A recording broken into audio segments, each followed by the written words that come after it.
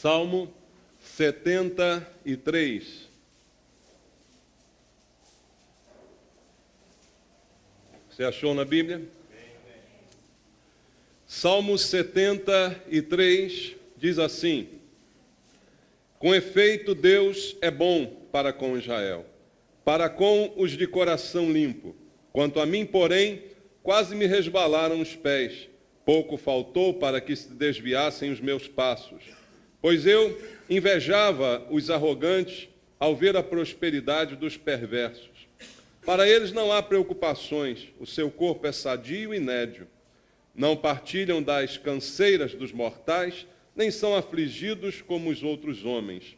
Daí a soberba que os cinge como um colar, e a violência que os envolve como um manto. Os olhos saltam-lhes da gordura, do coração brotam-lhes fantasias. Motejam e falam maliciosamente. Da opressão falam com altivez. Contra os céus desandam a boca e a sua língua percorre a terra. Por isso o meu povo se volta para eles e os tem por fonte de que bebe a largos sorvos. E diz: como sabe Deus? Acaso há conhecimento no Altíssimo? Eis que são estes os ímpios, e sempre tranquilos aumentam suas riquezas. Com efeito, inutilmente conservei puro o coração e lavei as mãos na inocência, pois de contínuo sou afligido e cada manhã castigado. Se eu pensar em falar tais palavras, já aí teria traído a geração de teus filhos. Em só refletir para compreender isso, achei muito pesada a tarefa para mim. Até que entrei no santuário de Deus e atinei com o fim deles. Tu certamente os pões em lugares escorregadios e os fazes cair na destruição. Como ficam de súbito assolados, totalmente aniquilados de terror. Como ao sonho, quando se acorda, assim, ó Senhor, ao despertares desprezarás a imagem deles. Quando o coração se me amargou e as entranhas se me comoveram, eu estava embrutecido e ignorante, era como um irracional à tua presença. Todavia, estou sempre contigo. Tu me seguras pela minha mão direita. Tu me guias com o teu conselho e depois me recebes na glória. Quem mais tenho eu no céu? Não há outro em quem eu me compraza na terra. Ainda que a minha carne e o meu coração desfaleçam, Deus é a fortaleza do meu coração e a minha herança para sempre. Os que se afastam de ti, eis que perecem. Tu destróis todos os que são infiéis para contigo. Quanto a mim, como é estar junto a Deus? No Senhor Deus, ponho o meu refúgio para proclamar todos os seus feitos. Amém. Senhor, obrigado pela palavra que nos foi deixada e pela oportunidade que temos de ouvi-la esta manhã. E que essa oportunidade seja bem aproveitada por cada um aqui, porque precisamos desse alimento que é a Tua palavra. Precisamos sair daqui esta manhã alimentados, fortalecidos espiritualmente para enfrentar as dificuldades, as lutas desse mundo, Pai. A Tua palavra é o que nos sustenta, é o pão que desceu do céu para nos alimentar. E, portanto, te pedimos, fala ao nosso coração. Não é nosso interesse ouvir doutrinas humanas nem filosofias do mundo, mas a palavra que sai da tua boca. E que eu seja um instrumento do Senhor. Para isso eu te peço, dá-me a unção do Espírito Santo, para que eu seja usado pelo Senhor essa manhã e possa transmitir a tua vontade a cada um de nós. E todos aqui sejamos abençoados pela tua palavra. Te peço isso em nome de Jesus. Amém. Amém, irmãos. Glória a Deus. Podem sentar. Aqui está um salmo de Asaf, é um dos poucos salmos da Bíblia que não é de autoria de Davi. E, resumindo tudo que Asaf fala aqui, o problema que ele enfrentou, que foi a motivação para que ele escrevesse este salmo, foi que em certo momento da sua vida, ele se pegou invejando a prosperidade de outras pessoas e de pessoas ímpias, que não serviam a Deus, não queriam saber de Deus. E ele se pega pensando no porquê isso acontece, no porquê, de repente, ele que servia a Deus não era tão bem sucedido quanto outros que não queriam nem saber de Deus. Então, essa é a motivação. Mas Asaf, propriamente falando, diz aqui que isso é inveja, não é?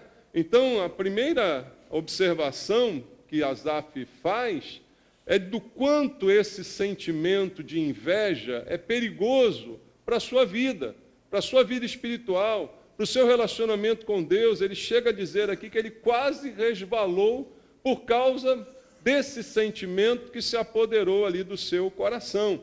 E ele vai narrando no Salmo como ele foi afetado negativamente por esse sentimento.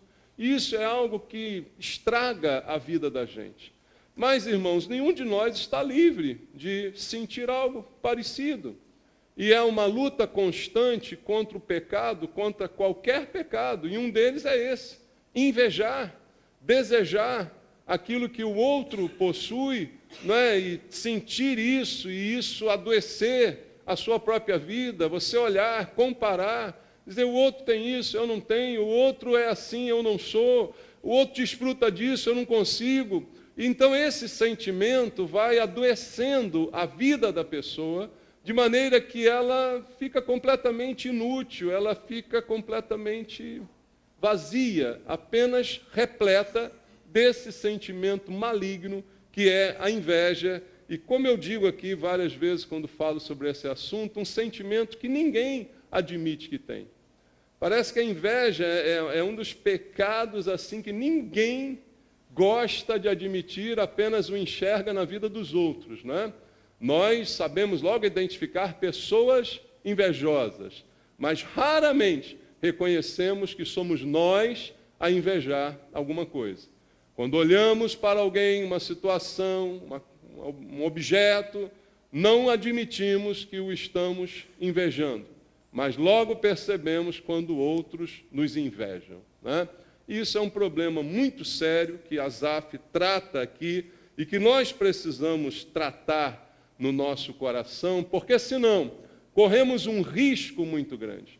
Se formos dominados por esse sentimento, além de ser um pecado, e todo pecado traz prejuízo, este, de maneira especial, traz um prejuízo para o interior da pessoa, para a sua vida em relação às outras pessoas, para vários aspectos da sua existência. E todo o desgosto, né, de Asaf começou quando ele tirou os olhos de Deus e começou a olhar para a vida dos outros. E isso, irmãos, é um problema muito sério. Por isso o apóstolo Paulo, ele nos recomenda: olhai para o alto, olhai, pensai nas coisas lá do alto, não nas que são aqui da terra. Porque enquanto estamos olhando para as coisas celestiais, estamos pensando em Deus, estamos vendo a grandeza de Deus, estamos pensando nas maravilhas do Senhor, mas ao tirarmos os olhos do plano lá do alto, do plano espiritual, começamos a olhar aqui de forma rasteira para as coisas que acontecem nessa terra. E aquilo que esperamos, na verdade, não está aqui nessa terra. Esperamos algo que há de vir, não é isso que diz a Bíblia? Nossa esperança não está nas coisas desse mundo. Muito pelo contrário, a própria Bíblia diz que aquele que espera apenas nesse mundo, como é que a Bíblia o chama? O mais infeliz de todos os homens. É aquele cuja esperança está apenas no plano terreno. Então, quando Asaf deixou de olhar para as coisas de Deus e começou a olhar em volta, e começou a observar, aí começou o seu problema, o seu desgosto, o seu desânimo, a sua depressão. Começou a olhar em volta, ao tirar os olhos do Senhor, como a própria Bíblia sempre recomenda: eleva os meus olhos para os montes, de onde me virá o socorro. O meu socorro vem do Senhor.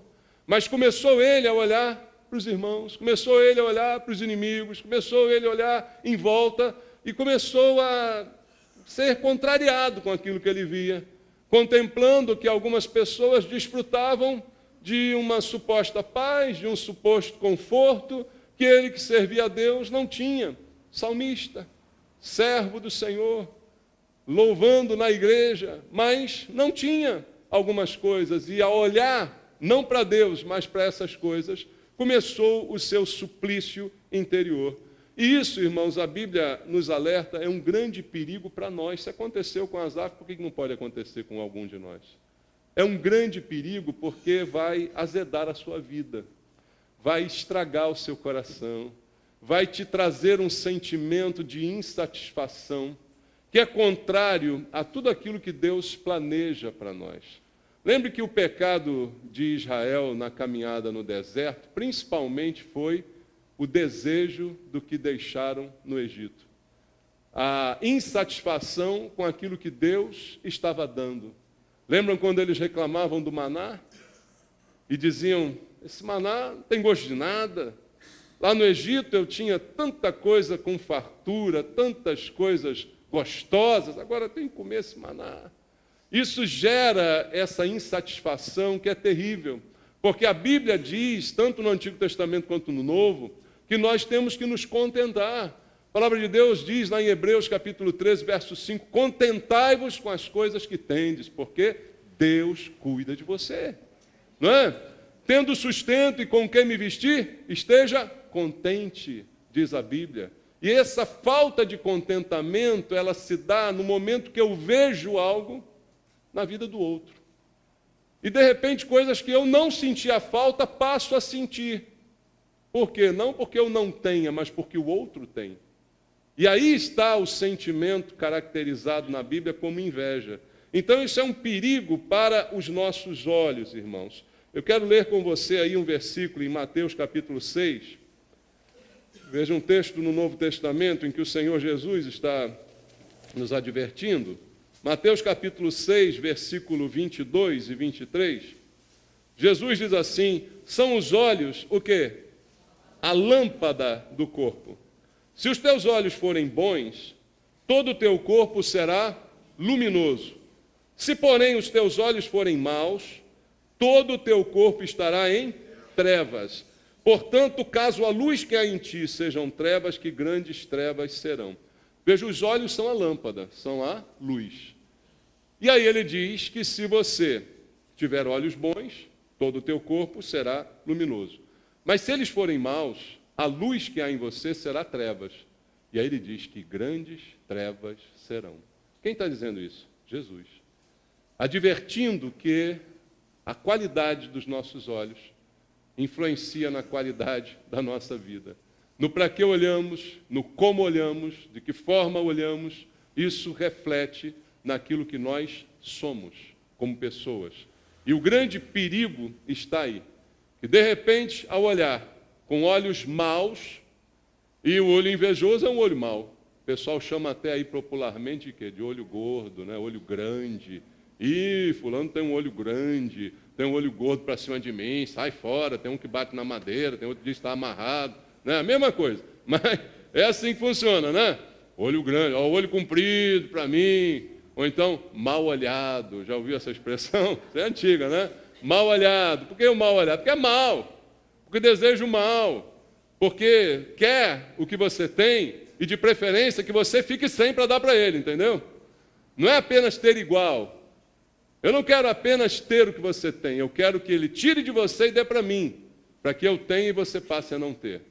Assim é esse sentimento tão terrível. E a Bíblia nos alerta a respeito desse sentimento, dizendo que eu corro o risco de ficar com o meu corpo inteiro em trevas, por causa da direção dos meus olhos. Eu posso influenciar todo o meu corpo. Então, experiências relatadas assim na Bíblia servem como um alerta para nós. A experiência de Asaf foi deixada aqui como um alerta, porque ele correu grande risco. Todos nós que estivermos invejando agora alguma coisa, alguma situação, alguma pessoa, corremos grande risco. E olha, uma coisa que eu quero dizer a você, a sua inveja não afeta em nada a pessoa. Tá? Isso aí é superstição. Você vê assim, o cara está me invejando ali, eu tenho que tomar cuidado, porque senão eu vou acabar perdendo. Não, isso é superstição. Inveja não pega.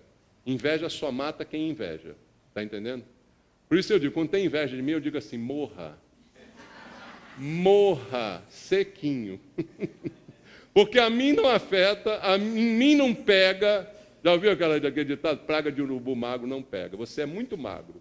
Então não vai pegar, tá bom? Mas você vai morrer. Você vai definhar. Você vai secar. Você terá o seu corpo todo em trevas, se estiver com estes olhos maus para cima de quem quer que seja. Então, isso é um alerta que Deus está nos dando para que a gente aprenda a lidar com isso. Agora, como eu tenho dito, falei semana passada, quando eu falei sobre as pedras, às vezes nós somos alvos de pedra, mas às vezes nós somos os apedrejadores. Às vezes você é alvo de inveja, e às vezes você é o instrumento de inveja, é o invejoso. Então, a Bíblia vai nos alertar como lidar com as duas situações. Como não ser invejoso e como, se alguém estiver me invejando, como reagir. Tudo isso eu encontro na palavra de Deus. Mas, especialmente no texto de Asaf, a orientação maior que encontramos aqui é como lidar com esse sentimento, como vencer, superar, porque isso pode se instalar na nossa vida.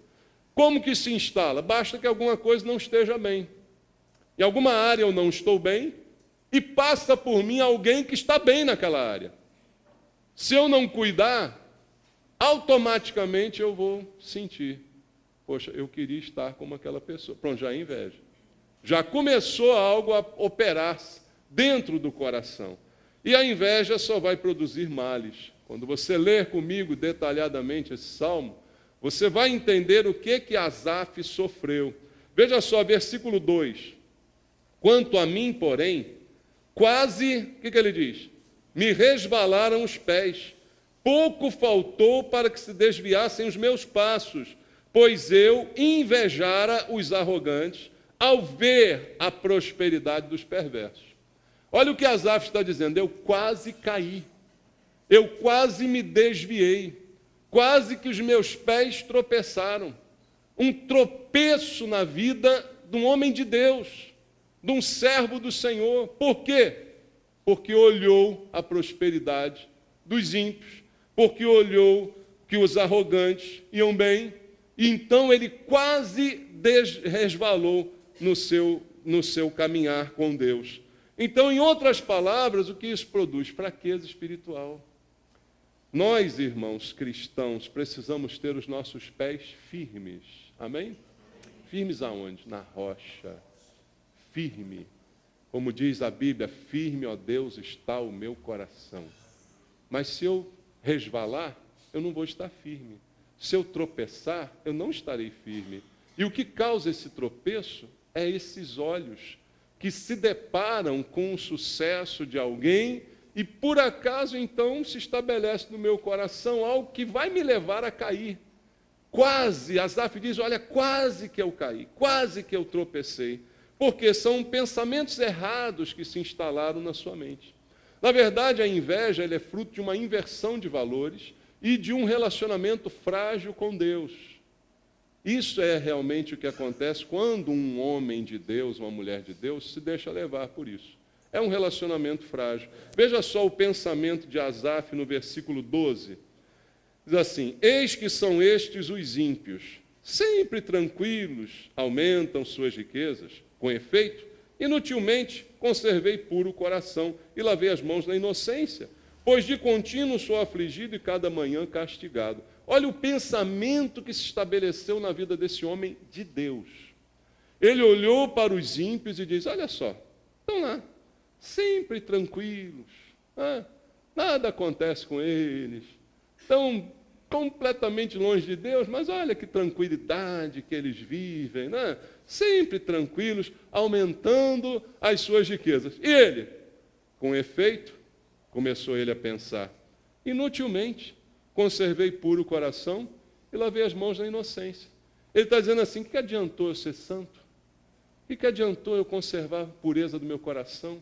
O que adiantou eu lutar tanto contra o pecado? O que adiantou eu querer tanto ser santo para com Deus? Tanto querer manter as minhas mãos limpas? Pois a cada manhã sou afligido. Eu passo por problemas, mesmo querendo ser santo, mesmo querendo lavar minhas mãos na inocência, mesmo lutando contra o pecado, contra as tentações. Ele começa a pensar, o que adiantou isso? Olha lá o outro, quer nada com Deus, está melhorando, está prosperando, né? Está lá vivendo na tranquilidade. Olha o pensamento que se instalou na mente do homem de Deus. Passou isso pela sua cabeça. Isso por algum tempo ficou consumindo. O que adiantou servir a Deus? O que adiantou ser fiel? O que adiantou me manter íntegro? Está todo mundo roubando, eu não roubei. Está todo mundo com amante, eu não estou. O que adiantou isso? Está todo mundo fazendo o que quer, eu não estou. O que adiantou? Porque eles fazem e está tudo bem para eles. É isso que ele está aqui dizendo, numa constatação muito triste. Mas por quê? Porque, na verdade, seus valores interiores estavam errados, estavam contaminados.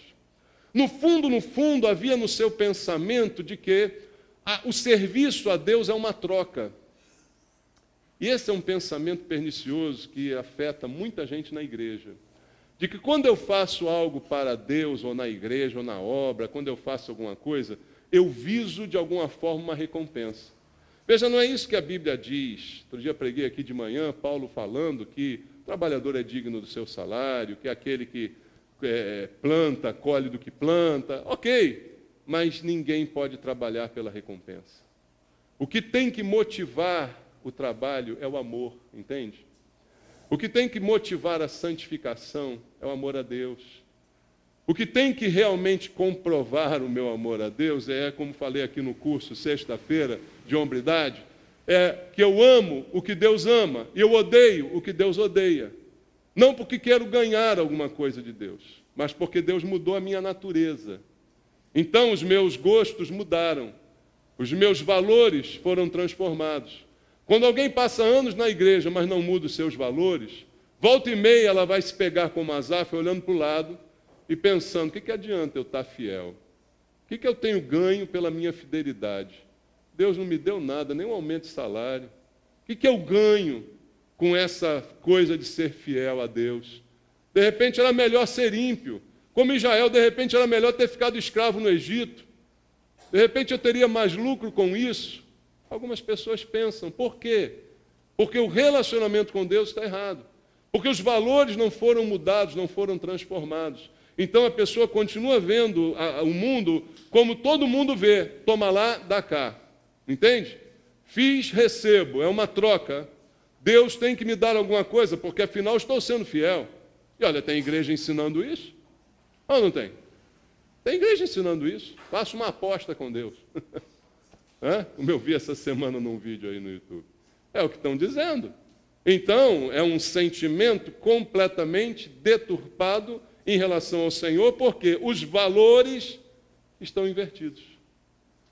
Se a conversão não produzir transformação nos valores, irmãos, não houve conversão de verdade. Houve uma adaptação ao Evangelho.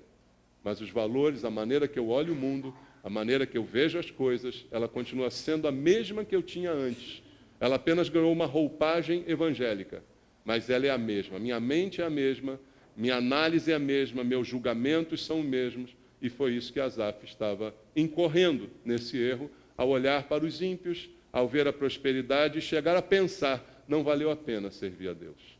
Não valeu a pena ser honesto, não valeu a pena lavar as mãos, não valeu a pena porque as coisas não estão melhorando para a minha vida. Veja o perigo, irmãos. E aí sabe qual é o resultado disso? Versículo 21. Olha só. Quando o coração se me amargurou, as entranhas se me comoveram. Qual a consequência? Amargura de coração. A versão corrigida fiel, alguém tem essa versão aí, corrigida fiel? Diz assim que o coração ficou azedo. Alguém tem essa versão? Como eu falei ainda há pouco, azedou. Azedou a vida do camarada. Coração amargo, coração azedo. Você já viu uma pessoa com coração azedo? Se tem uma do teu lado, não olha para ela agora, por favor, para não dar na pinta, né? Mas quando a pessoa tem um coração azedo, ela azeda qualquer ambiente, ela chega, azeda tudo. Está todo mundo feliz, brincando, conversando, ela chega, todo mundo vai saindo de fininho, a conversa para, né? Vai todo mundo. Por quê? Está estragado, está azedo, está amargurado. E Asaf ficou com o coração assim. Por quê? Começou a pensar, não vale a pena, para que servir a Deus? Para quê? Para que ser santo? Para que não desfrutar dos pecados? Para que me privar de tantas coisas? Esse era o pensamento, e aí isso trouxe um azedume para o seu coração, que produz um isolamento. Porque eu disse, ninguém se relaciona com quem tem um coração azedo. as pessoas se afastam naturalmente. E o problema não está nas pessoas, o problema está em você. O seu coração está azedo. E quanto mais isso acontece, é uma mola que alimenta, né? Mais invejoso você fica, mais azedo você fica e mais as pessoas fogem de você. É o que acontece normalmente. Então isso é uma mola. E ele diz ainda no verso 21, se me amargou e as entranhas se me comoveram. As entranhas ficaram comovidas. A versão corrigida fiel fala também de uma forma mais simples. Eu tive picada nos rins. Você tem essa versão aí, corrigida fiel? Picada nos rins. Você já teve picada nos rins? Você já teve crise renal? Eu já tive uma vez. Fui para o hospital, fiquei tomando soro, uma dor desgraçada que deu 3 horas da manhã. Só dá 3 horas da manhã, já reparou? Essas coisas só acontecem às 3 horas da manhã. Tem alguma coisa mágica, né, nas 3 horas da manhã. E aquela dor que você não sabe o que faz, para onde vai, quer morrer, quer abrir, quer rasgar tudo. É uma das piores dores, dizem aí, né? É a dor do cálculo renal, quando ele encrenca lá no rim e dá a picada, dá tudo que você puder imaginar. Olha como é que o Asaf está se sentindo, picada no rim. Dor de crise renal, entranhas se comovendo. Por quê? Inveja. Como a inveja faz mal a quem inveja. A quem é invejado, continua prosperando, o ímpio continua tranquilo, ganhando seu dinheiro, mas quem invejou, está uma desgraça na vida, né? Está desgraçado completamente, cheio de doença emocional de todo tipo. Quando fala aí de picada no rim, de coração azedo, de entranhas comovidas, esse é o sentimento da doença emocional. Nós estamos vivendo uma época hoje que doenças emocionais nunca foram tão frequentes e abundantes. Nunca os consultórios de psicologia, de psicanálise estiveram tão cheios de pessoas com doenças emocionais, com sentimentos, com depressões, com ansiedades, com coisas que acontecem por causa, muitas vezes, de um coração azedo, de um coração amargo, que parte do olhar para a vida do outro, que parte da inveja, do sentimento de que eu não tenho aquilo que o outro tem, e isso tem trazido estrago de todos os tipos. No versículo 22, olha o que mais aconteceu com Asaf. Eu estava embrutecido e ignorante, era como irracional a tua presença. Eu gosto mais da corrigida fiel nessa hora aí. Quem tem a corrigida fiel? Qual é o termo que usa aí, em vez de irracional? Fala para mim. Fala bem alto aí. Hein? Não, mas depois. Era como um quê? Animal. É bom, né? Seu animal. Você está um animal. Por quê? Você perdeu a razão. Você virou irracional. Todos nós somos animais. Concorda que somos? Biologicamente, somos animais. Só que nós somos racionais, amém, irmãos? Tem algum animal racional aqui? Tem não? Só eu? Animal racional, tem algum aqui? Somos nós. Agora o pior é virar um animal irracional. Aí é só animal. E esse cara virou um animal. Ele coloca aqui isso que aconteceu com ele. Eu estava tão embrutecido, estava tão ignorante, que eu virei um animal. A presença de Deus, na frente de Deus. Eu não me tornei como um filho, eu me tornei como um bruto, sem razão, um animal, sem pensar no que estava fazendo, sem raciocinar em tudo aquilo que estava acontecendo na minha vida. Então eu colhi essa ignorância. Veja quanta coisa esse sentimento pernicioso de inveja provoca numa pessoa. Quanta dor, quanto sofrimento, quanto isolamento. Se torna um animal ignorante na presença de Deus. A inveja embrutece a pessoa. A pessoa se torna bruta. Isso é muito ruim.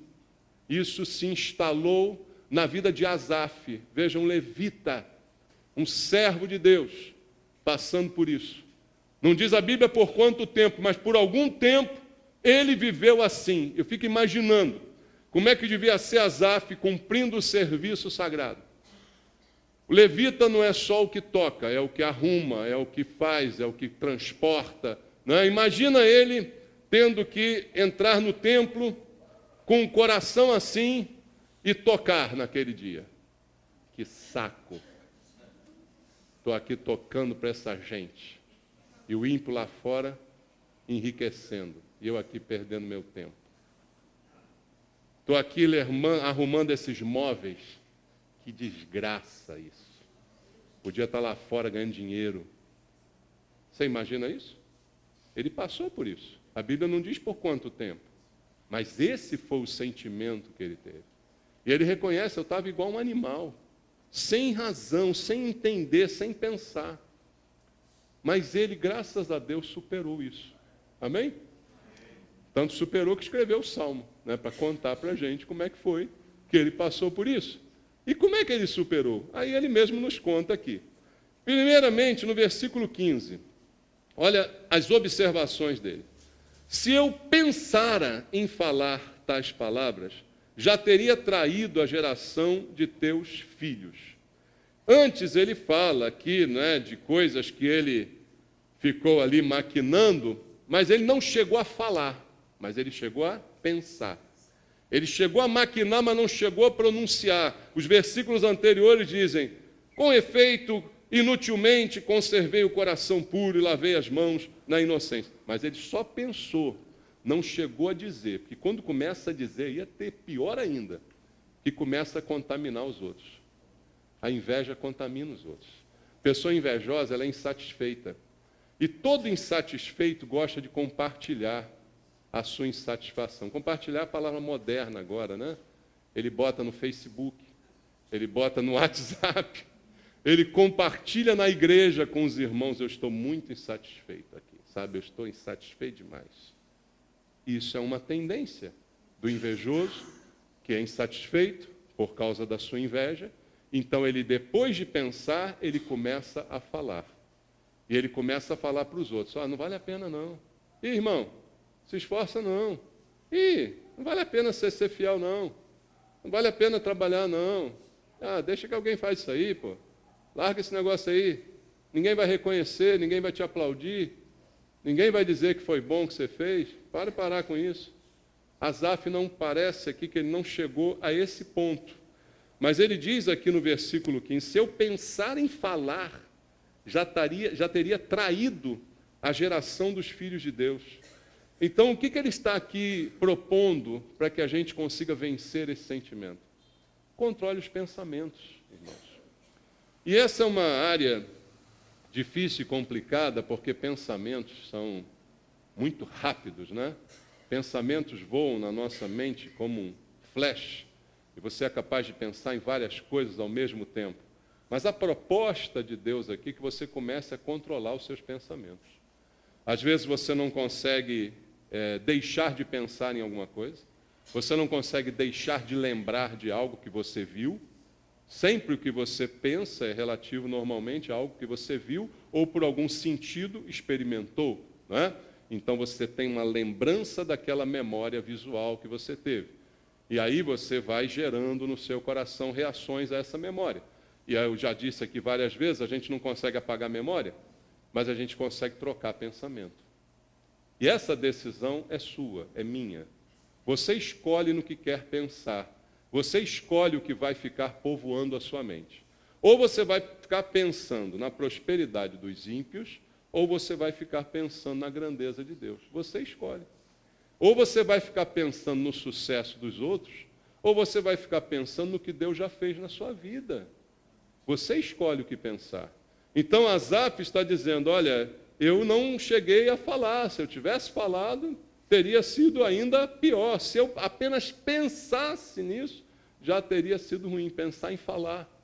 Não cheguei a falar e nem cheguei a pensar. Então, controle os seus pensamentos. Para você vencer a inveja, escolha para onde você dirige o seu pensamento. Claro que antes de escolha para onde também você dirige o seu olhar. A lâmpada que ilumina. Para onde você vai olhar? Escolha, porque para onde você olha, impregna o seu pensamento. Para onde você dirige o seu olhar, acaba impregnando aquilo que você pensa. Para sair desse mar de lama, comece controlando os seus pensamentos. Versículo 16, ele continua: em só refletir para compreender isso, achei a tarefa muito pesada para mim. Há coisas difíceis de serem entendidas, mas que devem ser enfrentadas. Há coisas que você pode não explicar. Nem tudo nós temos uma explicação, irmãos. Nós somos limitados. Amém? É por isso que Deuteronômio 29 diz que as coisas reveladas Deus nos mostrou, mas há outras que Ele guardou para si. Há algumas coisas que você não entende hoje, que você só vai entender quando você chegar no céu. Amém? Tomara que você chegue no céu. Porque se continuar invejoso, não tem lugar no céu para invejoso, não. Eu acho que você não vai para lá, não, hein? Pensa bem. Mas se chegar lá, aí, olha, Deus vai te explicar tudo. Mas talvez você esteja tão envolvido pela glória e pelo êxtase que você não quer nem mais saber da explicação. Entendeu? Ah, não importa mais. Mas há coisas hoje que eu não sei explicar. Sei explicar como uma pessoa ruim, má, consegue melhorar, tal. Não sei explicar. Sei. Eu sei o seguinte: meu Deus tem um propósito em tudo. Todas as coisas cooperam para o bem daqueles que amam a Deus. Isso eu sei. É nisso que eu espero. Eu não sei explicar por que eu sofri, eu não sei explicar por que eu tive uma coisa e o outro não teve. Eu não sei, está fora da minha compreensão. Mas eu sei que Deus, a quem eu sirvo, é Senhor de todas as coisas. E Ele pega todas as coisas e mexe do jeito que Ele quer e faz do jeito que Ele quer. E eu posso morrer sem saber algumas coisas. Dá para você entender isso? Não procure saber tudo, porque você não vai conseguir saber tudo. Procure saber mais. Como a Bíblia diz, conheçamos e prossigamos em conhecer o Senhor. Procure saber mais. Mas não ache que sabendo mais você explicará tudo, porque não explicará tudo. O próprio salmista diz: essas coisas foram difíceis demais para compreender. Eu achei essa tarefa muito pesada para mim. Eu não consigo realmente explicar certas coisas. E ele continua no verso 17 dizendo: até que entrei aonde? No santuário de Deus e pensei no fim deles. Aonde ele foi encontrar a resposta certa? No santuário de Deus. Se você não entende alguma coisa, se você quer entender alguma coisa, é no santuário que você vai achar, não é no Google. Amém? O Google não vai te dizer a resposta certa. É no santuário, é na presença de Deus, é na comunhão dos santos, é na palavra do Senhor, que aqui é explicada, que você vai encontrar as respostas para aquilo que você não entende. E ainda assim pode ser que algumas coisas você nunca encontre a resposta. Mas é aqui o lugar certo. E ele diz: olha, quando entrei no santuário, aí acendeu a lâmpada. Aí acendeu. A minha mente percebeu. Eu vi, eu percebi. E o que ele percebeu? O fim dessas pessoas. Uma coisa é o agora, outra coisa é o fim. É interessante porque Jesus certa vez ensinou: os últimos serão os primeiros, e os primeiros serão últimos. Parece que há uma ordem invertida no reino de Deus, que a gente não consegue entender muito bem, não é? Mas Jesus afirmou sobre isso.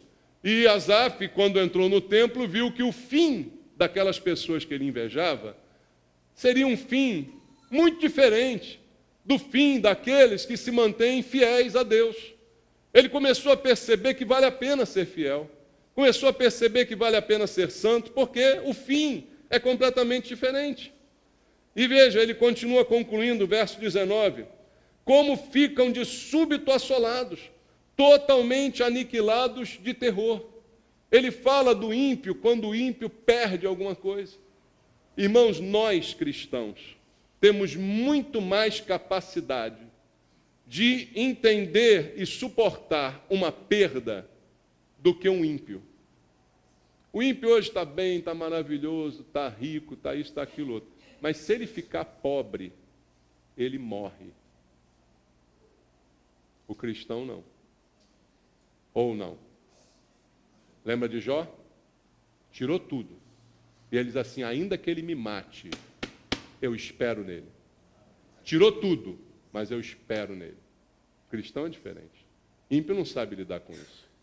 Ímpio perdeu alguma coisa, ele se mata, ele ficar louco, alguma coisa acontece. O cristão tem muito mais condição de lidar com a perda do que o ímpio.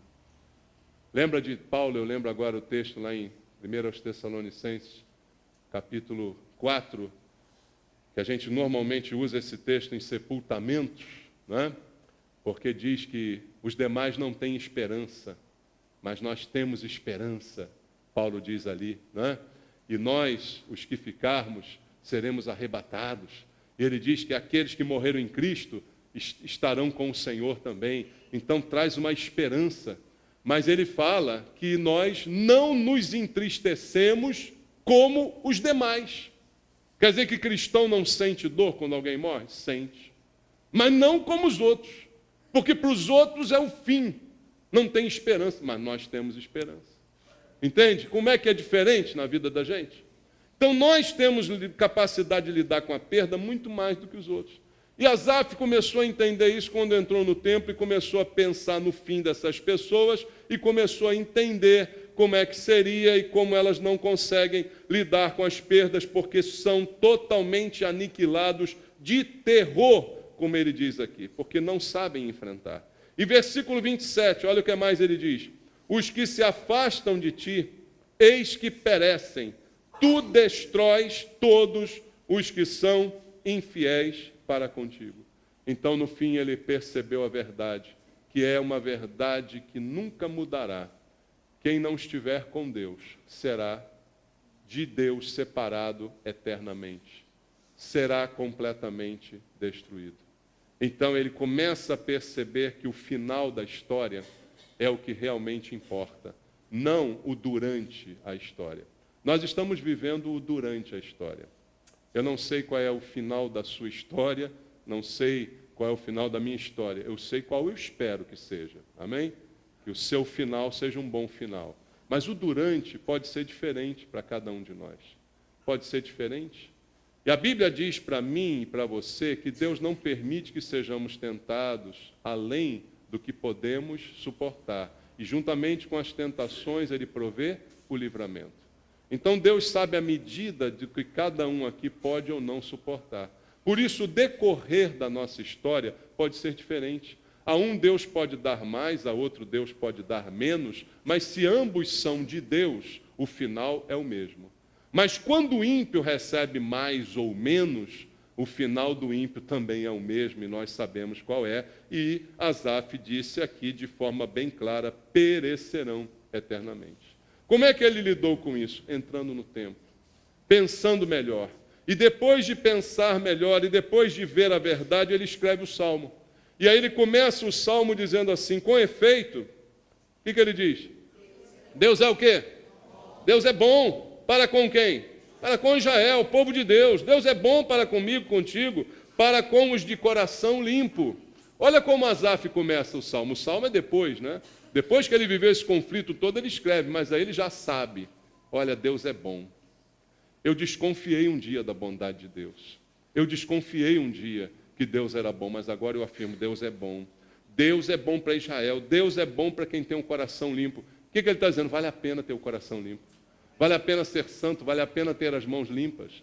Vale a pena ser santo. É assim que ele está começando o Salmo, irmãos. Ele reconhece a bondade de Deus. Versículo 23. Todavia, estou sempre contigo. Tu me seguras. Ele sabe da mão de Deus o segurando. O ímpio não tem a mão de Deus o segurando. O ímpio, muitas vezes, é sustentado pelo diabo, que dá com a mão e tira com a outra, como o povo fala aí, né, irmãos? E é verdade. O ímpio muitas vezes prospera à custa de pactos, à custa de vender a sua própria alma.